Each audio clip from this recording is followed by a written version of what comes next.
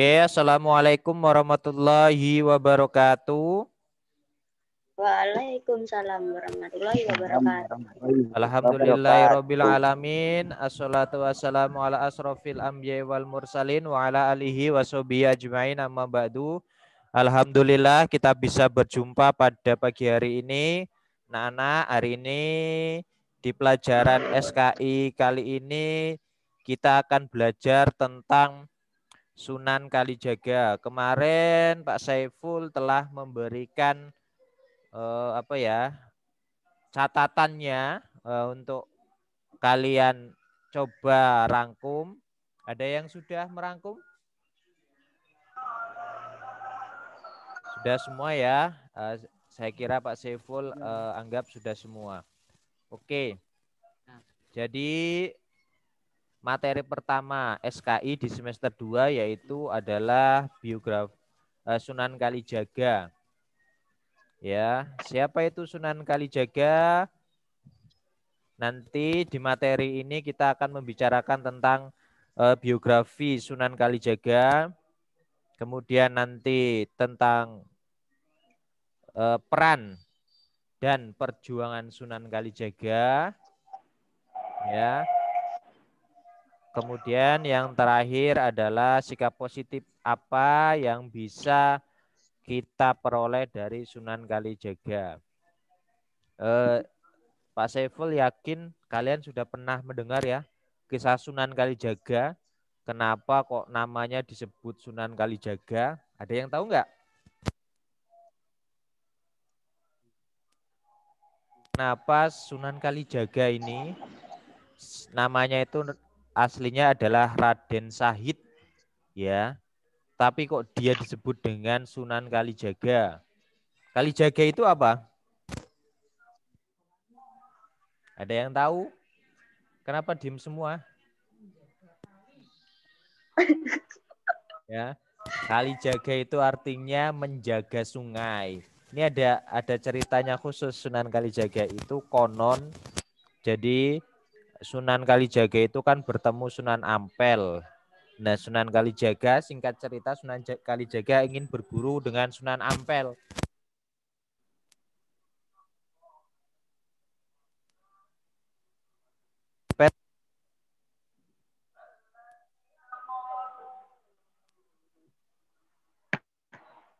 Tongkat itu kemudian Raden Sahid ini yang kemudian nanti disebut dengan Sunan Kalijaga ini diminta untuk menjaganya. Alhasil sampai bertahun-tahun ya Sunan Ampel ini nggak datang. Akhirnya Sunan Kalijaga itu di atas kepalanya itu sampai ditumbuhi oleh tumbuhan-tumbuhan gitu. Ditumbuhi oleh tumbuhan-tumbuhan di atas kepalanya, bahkan ada sarang burungnya. Nah, kemudian sekitar beberapa tahun, 5 atau 10 tahun itu barulah Sunan Ampel itu datang. Di kisah ada dua riwayat, yang satu mengatakan Sunan Ampel, yang satu mengatakan Sunan Bonang. Tapi ceritanya sama. Nah, setelah itu kemudian diazankanlah maka Sunan Kalijaga atau Raden Sahid yang masih namanya Raden Sahid ini kemudian bangun dan diangkatlah menjadi murid. Nah, itu kisahnya dari Sunan Kalijaga itu begitu. Sehingga oleh Sunan Ampel atau Sunan Bonang menurut riwayat itu dikasih namanya Sunan Kalijaga yang artinya Sunan penunggu sungai. Itu ya. Kemudian kita lihat riwayatnya ya. Jadi saya agak perbesar sedikit. Sebentar. Agar lebih jelas.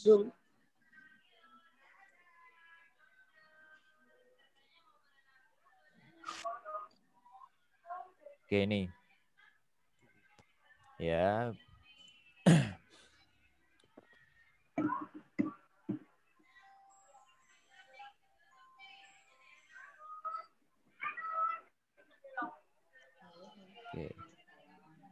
Nih, jadi biografi Sunan Kalijaga itu yang pertama, Sunan Kalijaga adalah putra dari Tumenggung Tumenggung. Walatikta.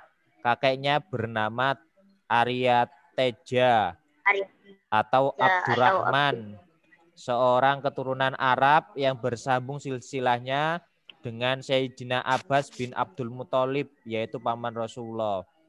Raden Sahid, ini nama asli dari Sunan Kalijaga, dididik di keluarga ibunya, ya, yaitu Putri Nawangarum yang berasal dari keluarga Bupati Tuban, ya. Itu silsilah keluarganya. Jadi Sunan Kalijaga ini belajar itu di lingkungan keluarganya. Pak itu di itu nggak Pak? Nggak usah, Nggak, Pak. nggak usah. Kan kemarin Pak Sevel sudah mengirimkan ini untuk dirangkum. Iya Pak, udah Pak. Didengarkan saja. Kemudian setelah tumbuh dewasa, Raden Sahid ini diajari ilmu silat, ya, ilmu untuk menjaga diri lah. Suatu ketika dia berjalan-jalan di pasar, melihat rakyat jelata, kok hidupnya sangat sengsara. Sudah hidupnya sengsara, ternyata dia harus membayar pajak. Jadi kemudian kok Sunan Kalijaga ini merasa kasihan. Alhasil dia mencurilah di gudang makanan orang tuanya untuk dibagi-bagikan kepada rakyat itu. Nah, kemudian setelah itu orang tuanya tahu atas perbuatan itu. Kemudian Sunan Kalijaga itu diusirlah dari rumahnya. Akhirnya Sunan Kalijaga tinggal di hutan Jatisari. Kemudian dia mencuri, merampok saudagar yang kaya, yang pelit. Kemudian hasil rampokannya dibagikan kepada rakyat miskin. Kemudian dia mendapat julukan sebagai Lokajaya. Ya, itulah. Nah, kalau di sini ya, setelah berkali-kali mencuri, ternyata dia saat itu, kalau di sini ya, dia bertemunya dengan Sunan Bonang. Jadi dia bertemulah dengan Sunan Bonang. Ya, Sunan Bonang ini membawa tongkat yang berdaunkan emas. Kemudian di Sunan Bonang ini menyayangkan, berkata kepada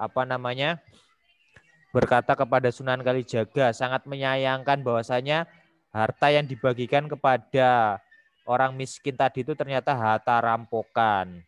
Kemudian Sunan Bonang mengatakan demikian untuk menjelaskan kepada siapa? Sunan Kalijaga bahwasanya perbuatannya itu menjadi sia-sia. Ibarat seperti ini, sebagai orang yang berwudu dengan air kencing. Gimana kira-kira sah nggak wudu dengan air kencing? Ya kan?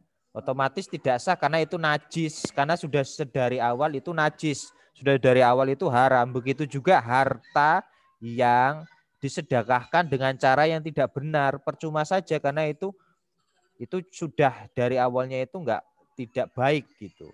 Itu perkataan dari Sunan Bonang. Kemudian Sunan Kalijaga itu tadi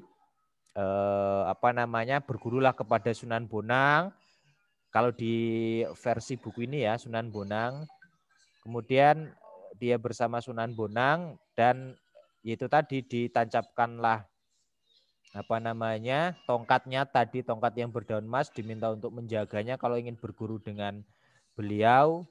Dan setelah itu dijadikanlah murid Sunan Kalijaga itu. Raden Sahid berubahlah menjadi nama Sunan Kalijaga. Itu ya kisah dari Sunan Kalijaga. Setelah dia berguru dengan Sunan Bonang, kemudian dia menikahi dengan anak Zainab, adik dari Sunan, nih ya Bapak petugas, nih menikah dengan Siti Zainab, adik dari Sunan Gunung Jati, ya, putra dari Syekh Datuk Abdul Jalil atau Syekh Siti Jenar namanya.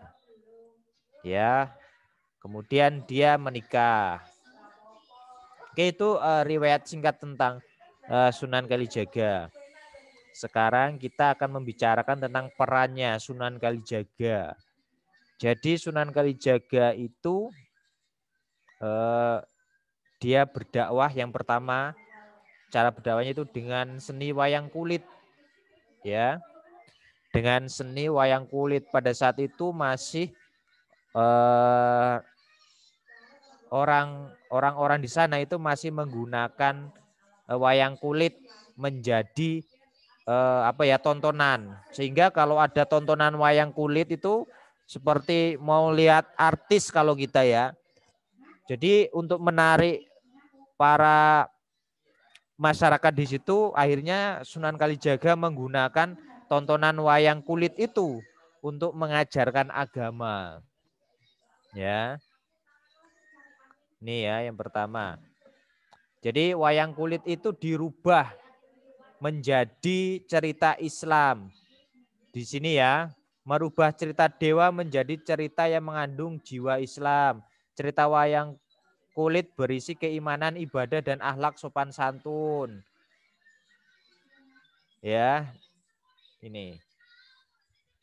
Untuk menjauhkan diri dari maksiat melalui wayang kulit diajarkan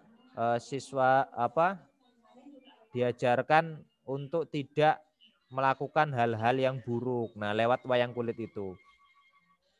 Kemudian yang selanjutnya ialah merubah tradisi budaya lokalifan lokal. Apa yang dirubah? Jadi pada dasarnya masyarakat Jawa itu suka namanya bernyanyi, ya kan? Suka namanya bernyanyi, tembang lah kalau orang Jawa itu bilang. Maka kemudian Sunan Kalijaga juga menyampaikan agama itu sesekali dia dengan tembang. Tembang yang sangat terkenal itu yang sering kalian dengar adalah lir ilir itu. Lir ilir tandurek nih ya. Tandure wesumuilir tak ijo royo royo tak semanggo temanten anyar cah angon cah angon. Nah, jadi pada dasarnya Sunan Kalijaga itu adalah berdakwah dengan media wayang, dan yang kedua adalah melalui tembangan ataupun lagu-lagu begitu. Dia mengajarkan akhlak budi pekerti melalui seni. Oke, yang selanjutnya adalah sikap dari Sunan Kalijaga. Apa yang perlu dicontoh pada Sunan Kalijaga? Yang pertama adalah tekun, istiqomah, dan toleran. Tekun, istiqomah itu gimana? Tadi dia terhadap perintah guru, istiqomah dia disuruh menunggu menunggu tongkatnya tadi dia ditunggu sampai bertahun-tahun. Saking tekunnya, saking istiqomahnya. Ya, toleransi dia itu terlihat dari dia tidak menyalahkan orang yang menggunakan yang masih suka kesenian-kesenian daerah. Dia nggak menyalahkan.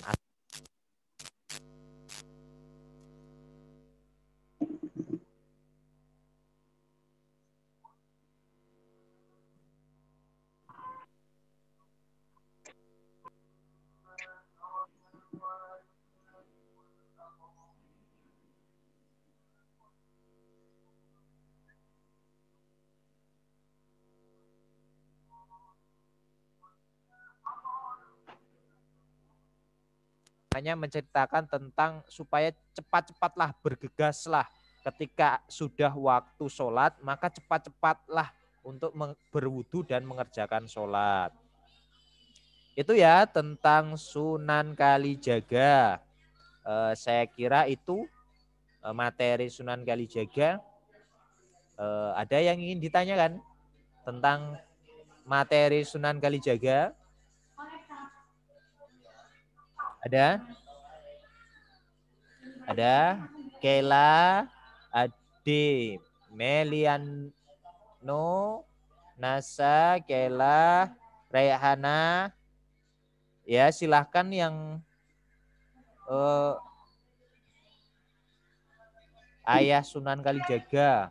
Ya, ini Bapak bacakan chat. Ayah Sunan Kalijaga itu tadi siapa? Ada yang masih ingat?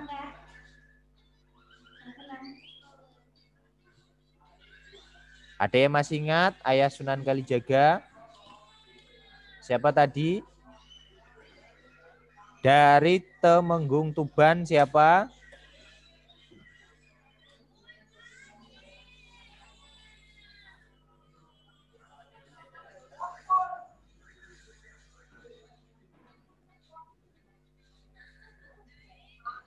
Ada pertanyaan?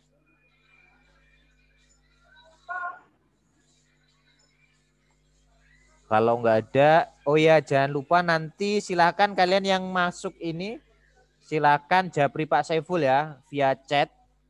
Pak Saiful tadi saya masuk. Jangan dikasih tahukan ke teman-teman yang lain ya. Jadi Pak Saiful tahu siapa-siapa yang masuk. Ya. Paham ya? Paham. Oke. Ya, Pak. Oke, terima kasih. Bapak akhiri wabillahi taufik wal hidayah. Wassalamualaikum warahmatullahi wabarakatuh. Waalaikumsalam Warahmatullahi wabarakatuh. warahmatullahi wabarakatuh.